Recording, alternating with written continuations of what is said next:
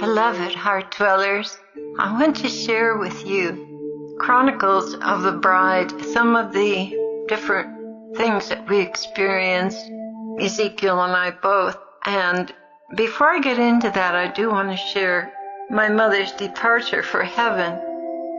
And in December of 2008, we got a call that she had only 3 months to live. Immediately, we made arrangements to join her. My mother had always been a bit sketchy about what would happen to her after death.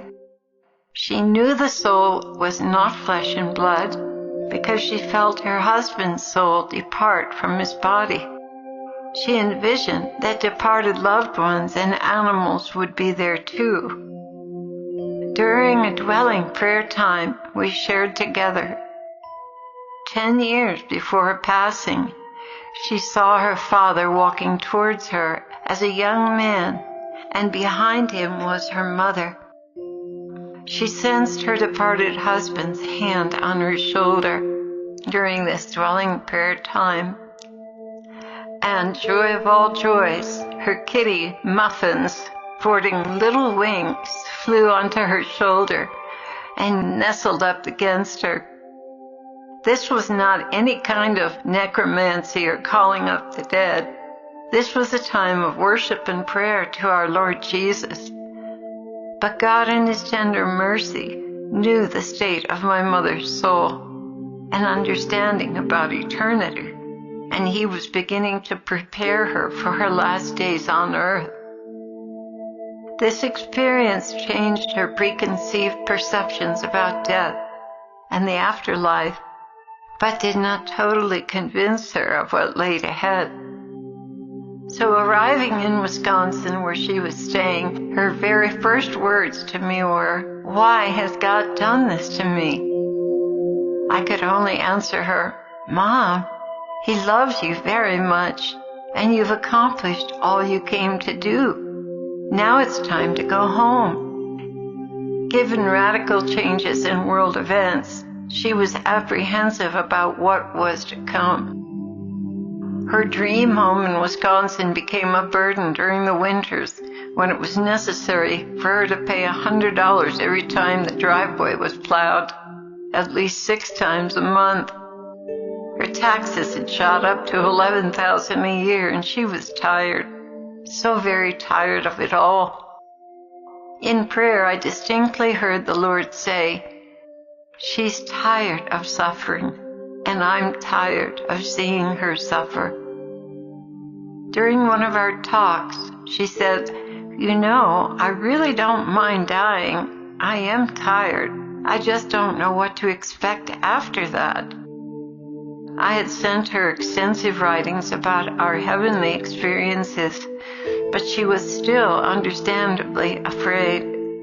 So we set out to reassure her that she had an eternity of joy to look forward to, complete with grasses and flowers, lakes and streams and loved ones and pets. Everything that she loved would be there. Each day my husband and I would sit with her and take her on a journey into heaven through her imagination. Jesus always met us halfway with the real thing. She became acquainted with the gardens, fields, skies, and animals, but especially the river of life. She especially loved the water. After about 2 months, her time was drawing near. I climbed into bed and cradled her in my arms, and as I was doing so, I caught sight of Jesus on the other side of the bed.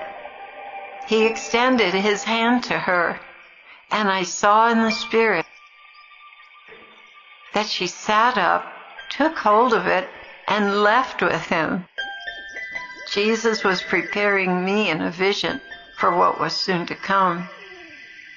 A few moments later, as I lay beside her, my husband sat next to us on the bed and said, "Linda, look for the river. Remember the river of life? Look for it." She had been there many times with my husband as he guided her on a tour of heaven. She hadn't moved or spoken for 2 days. She only responded with her eyes, At that very moment, she turned her head, opened her eyes, sat up in bed, and extended her right hand to where I had seen Jesus standing. And her vacant body fell back down on the pillows. She was gone, finally free of her 90-year occupation of a body that got progressively more feeble and burdensome. I was so happy for her. I just wanted to jump and shout and dance and celebrate for her entrance into eternity. An hour later, as I sat quietly with the Lord, I saw Jesus in the Spirit walking towards me, and beside him was my beautiful mother, young, attractive, and full of life. She said only one thing to me: "You were right." I suppose that all mothers have a little trouble believing their children, especially when such unique experiences as ours are shared with them. But she knew I would never lie or deceive her.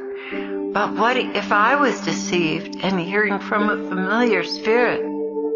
Not trusting completely that what we experienced was the real thing, I believe she struggled until the last moment, questioning, "Is it really true?" When she looked and saw Jesus reaching over towards her, she knew it was true and was finally ready with all her heart to let go of that shriveled up body to enter paradise with him. Later that night, my husband saw her happy in heaven, having a picnic with her mother and father under a tree by the river of life. And oh yes, Muffins was right there by her side, rubbing up against her back and forth, purring, so happy to see his mom reunited with him forever. Heart Dwellers, I've shared this wonderful experience with you just to give you hope and perspective on what is possible on this earth. To have a knowledge of heaven that takes all the darkness out of this scary experience. Death has truly lost its sting, even as it is written in the scriptures. What we call death, for those who love God, is truly only a matter of a little spiritual house cleaning and stepping into an eternal vacation in paradise. And wait until you see your new home.